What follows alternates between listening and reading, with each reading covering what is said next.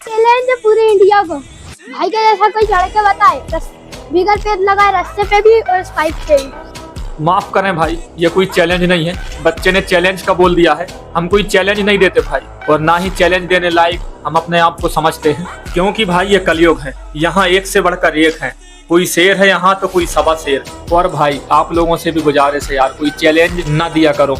और भाई हम सब इंडिया से हैं यार, आपस में क्यों चैलेंज करें।